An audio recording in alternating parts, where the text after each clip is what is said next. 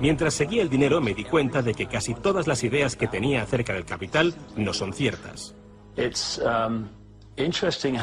Es curioso el hecho de que nos planteamos muy pocas preguntas sobre cosas cotidianas, como por ejemplo, cuando vamos a un banco y pedimos un préstamo de, digamos, $50.000 o 50.000 libras. ¿Qué pasa en realidad? Veamos. Muchas personas viven la vida basándose en unas ideas que se alejan mucho de la realidad. Lo que en realidad pasa es que si pides 50.000 libras, escriben que en tu cuenta hay 50.000 libras. Eso es todo lo que hacen. No acuñan monedas ni imprimen billetes. No recurren a ningún metal precioso. Simplemente escriben en una pantalla de ordenador que tu cuenta tiene 50.000 libras. Desde ese momento empiezas a pagar intereses sobre una cantidad de dinero que nunca ha existido, que no existe y que no existirá. Resulta que los bancos prestan unas 9 veces más dinero que la cantidad que en realidad guardan en sus cámaras. Y esto es posible gracias al préstamo conocido como reserva fraccionaria. Funciona de la siguiente manera. A la Reserva Federal, o al Banco Central de cualquier país, se le permite determinar la cantidad de dinero que un banco debe tener en sus reservas. En los Estados Unidos, ahora mismo es más o menos un 10%. Así que si depositas $10.000 en el banco separa el 10%, es decir, $1.000, y luego opera en el mercado con el resto. Por ejemplo, ahora llega otra persona al banco y pide un préstamo de $9.000 para comprarse un coche. En ese momento, el banco presta $9.000 del depósito que tú habías creado. Los $9.000 desaparecen. Entonces, la persona que solicita el préstamo paga al vendedor del coche y éste ingresa la cantidad en otro banco que forma parte del mismo sistema bancario central. Estos $9.000 se consideran un nuevo depósito y así continúa el proceso sucesivamente. El dinero se vuelve a depositar y se vuelve a prestar hasta que el depósito inicial de $10.000 se convierte en $100.000. El sistema bancario acaba de crear $90.000 simplemente prestando el dinero. Aparentemente todo empezó con los orfebres del siglo XVII, cuando la gente acudía a ellos para comerciar con oro. El oro era muy pesado para llevarlo de un sitio a otro, así que la gente comenzó a guardarlo en cámaras y comerciaba con recibos. Aquellos recibos fueron los primeros billetes.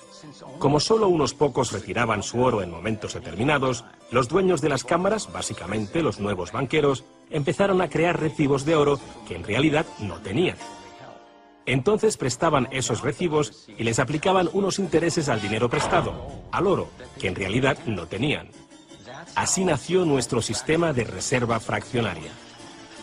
En este sistema, los banqueros consiguen hacer dinero de donde no hay nada, mientras que el resto de nosotros tenemos que trabajar para ganárnoslo. Esto ha provocado una forma moderna de servidumbre donde la masa de la sociedad trabaja para pagar su deuda con los bancos.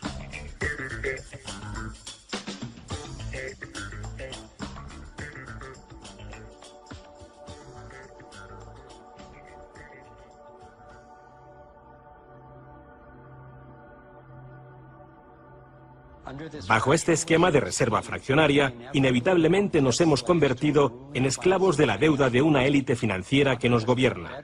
No porque sean mejores o más inteligentes que nosotros, sino porque han manipulado el sistema para beneficiarse de una gran parte de la gente de este planeta.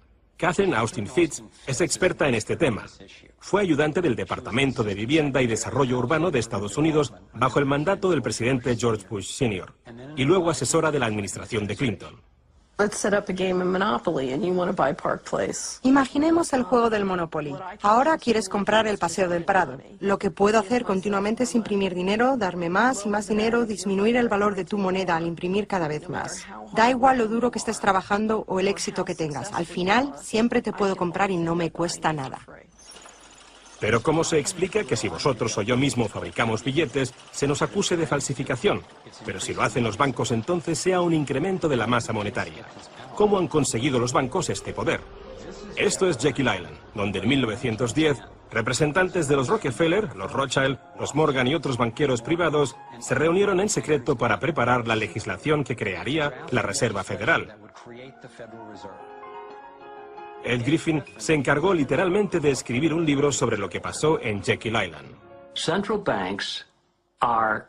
Los bancos centrales son como carteles bancarios, quienes se han asociado con los respectivos gobiernos de los países donde operan y se les ha otorgado un poder monopolístico sobre la creación del suministro monetario del país. Eso fue lo que los políticos les ofrecieron como regalo, se podría decir, a cambio de la asociación. Y a cambio, ¿qué ofrecen los banqueros a los políticos? Les prometen crear dinero de la nada, ahora que tienen esa potestad para hacerlo cada vez que el gobierno lo necesite. Y desde 2008 hemos presenciado la mayor impresión de dinero falso de la historia. La prestidigitación financiera disfraza los costes, esconde a quien debemos culpar y nos deja como esclavos de la deuda trabajando para pagar las facturas. Me ha chocado el hecho de que en el mismo año en que se creó la Reserva Federal, en 1913, se creara también el Servicio de Impuestos Internos, y desde entonces se estableció el impuesto sobre la renta. Así que todos nosotros tenemos que pagar la deuda de los políticos con intereses a los banqueros. El problema es que tenemos un sistema bancario privado y centralizado en los Estados Unidos, disfrazado de sistema público. Si buscas en la guía telefónica de aquí de Washington, en el área de DC, si buscas por la Reserva Federal, en las páginas azules gubernamentales, ahí no aparece nada, sino que aparecen las páginas blancas, justo al lado de Federal Express. Es un banco central y privado. ¿Cuál es la relación adecuada, cuál debería ser la relación adecuada entre el presidente de la Reserva Federal y el presidente de los Estados Unidos? Bueno, primero debemos dejar claro que la Reserva Federal es una agencia independiente. Y eso significa, básicamente, que no existe ninguna otra agencia del gobierno que pueda anular las acciones que emprendemos.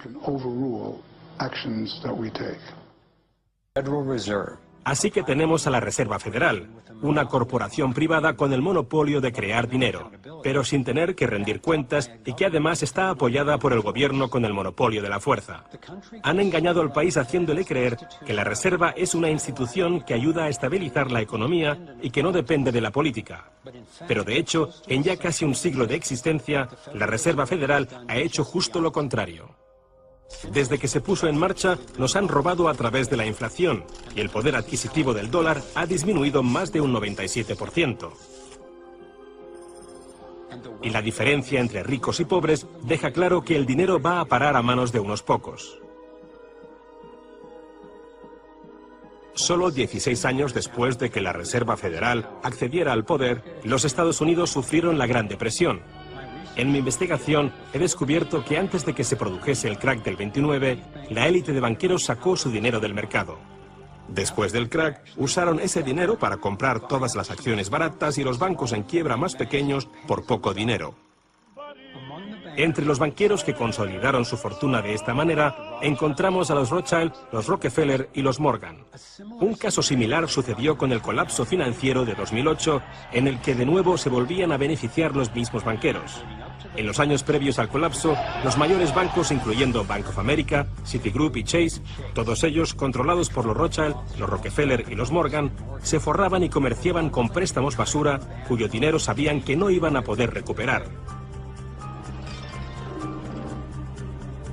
Es como colocar unas naranjas podridas en una caja y venderlas como si fuesen de la mejor calidad. Los que habían embalado ese producto sabían que tarde o temprano alguien abriría la caja y vería que no contenía nada de valor, ya que al fin y al cabo ellos habían empaquetado dichas cajas.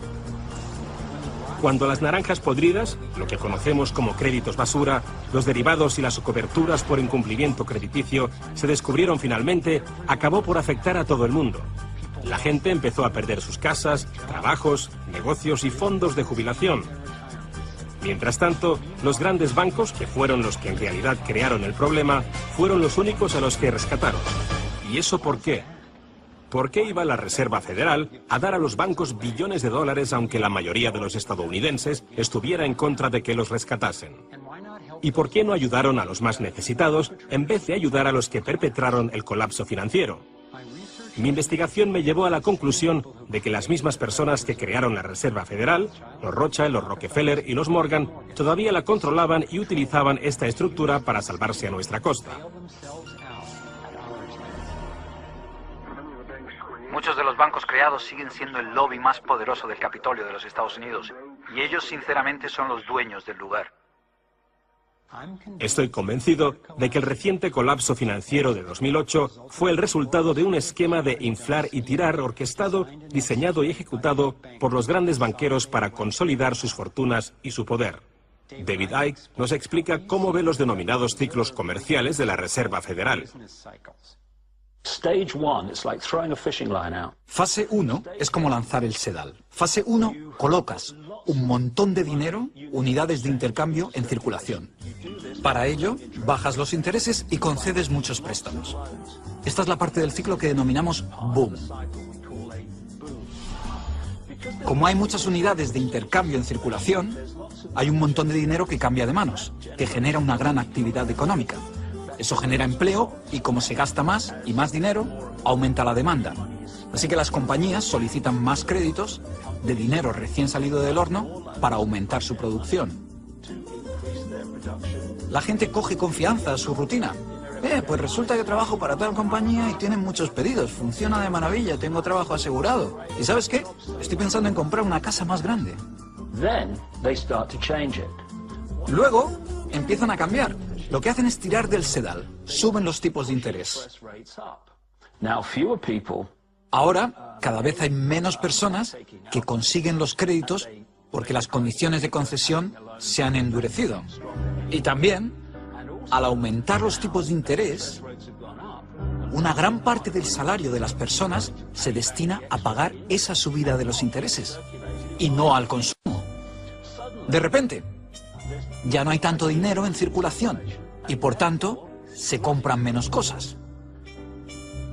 Los beneficios de las compañías empiezan a disminuir, empiezan a reducir los puestos de trabajo y algunas comienzan a cerrar. La gente pierde sus trabajos. Ya no pueden pagar las hipotecas de esas grandes casas que se habían comprado cuando todo iba bien. Ahora los bancos empiezan a recoger el sedal, porque mientras la gente se declara en bancarrota, tanto las compañías como las personas, los bancos se quedan con las fortunas que sí que son de verdad. Con las propiedades, las tierras, los recursos que habían puesto como aval para que simplemente les prestasen unas cifras que solo aparecían en la pantalla del ordenador. Y llevamos siglos con este ciclo económico de tirar el sedal y recoger, de inyectar una gran cantidad de dinero en circulación, de hacerlos picar. Y lo que se ha hecho en realidad es robar. Y se ha propiciado que se acumule la verdadera riqueza del mundo en manos de unos pocos.